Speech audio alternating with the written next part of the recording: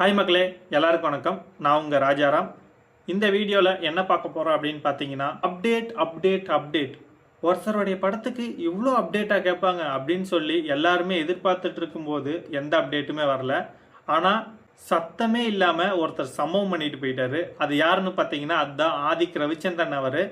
ஆதிக் ரவிச்சந்திரன் அவர் தான் அஜித்குமார் சாரோடைய அடுத்த படத்தை டைரக்ஷன் பண்ண போகிறதா அப்படின்னு சொல்லிட்டு இருந்தார். ஆனால் அதுக்கு உண்டான எந்த ஒரு அதிகாரப்பூர்வமான அறிவிப்பும் வெளியாகவே இல்லை.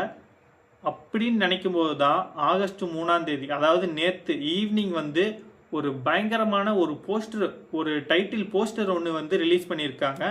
அதுதான் டேர் டெவில். இந்த படம் அஜித்குமார் சாரோடைய 64வது படம். இந்த படத்தை ஆதிக் ரவிச்சந்திரன் தான் டைரக்ஷன் பண்ண போறாரு. அப்புறம் இந்த படத்துக்கு இசை அனிருத் அவர் தான் இந்த படத்துக்கு இசையமைக்க போறாரு.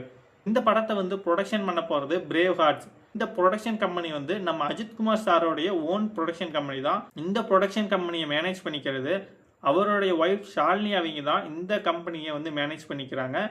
இந்த டேர் டெவில் படத்தோட போஸ்டர் எந்த ஒரு அறிவிப்புமே இல்லாம வெளியாகி மக்கள் மனசுலையும் ரசிகர் மனசுலையும் பெரும் எதிர்பார்ப்பையே ஏற்படுத்தி இருக்குன்னு தான் சொல்ல முடியும். வேற எந்த ஒரு டேட் அனௌன்ஸ்மெண்ட்டும் வேற எந்த ஒரு அறிவிப்புமே இதுல போடவே இல்லை. சொல்ல போனா இந்த படம் எப்படி அமையும்னு பார்த்தீங்கன்னா, எனக்கு தெரிஞ்சு இது ஒரு கேம் கலந்த கேங்ஸ்டராக தான் இருக்கும்.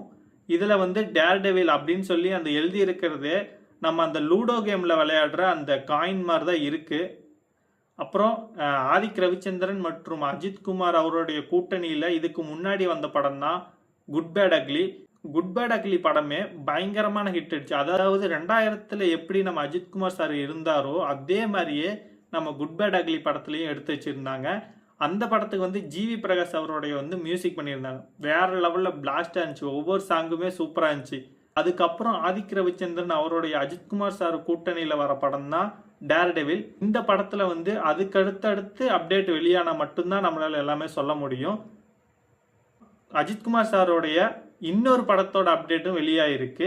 அந்த படம் தான் கிளாடியேட்டர் படத்தை ஏஎல் விஜய் சார் அவர் தான் டைரக்ஷன் பண்ண போறாரு. கிளாடியேட்டர் படங்கிறது ஒரு ஆவணப்படமா தியேட்ரிக்கல் ரிலீஸ் அப்படின்னு சொல்லியிருக்காங்க. ஜிவி பிரகாஷ் தான் இந்த படத்துக்கு இசையமைச்சிருக்காரு.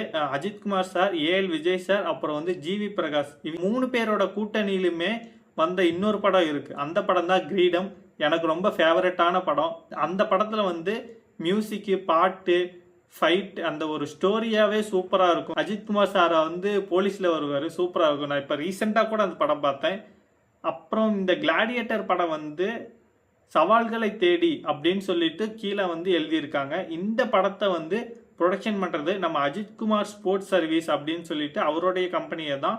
இதுல இது ஒரு கற்பனையான கதை இல்லை. இது ஒரு ரியலிஸ்டிக்கான உண்மை அவருடைய ஸ்போர்ட்ஸ் லைஃப் பற்றி எடுத்த படம் தான் இந்த படம்.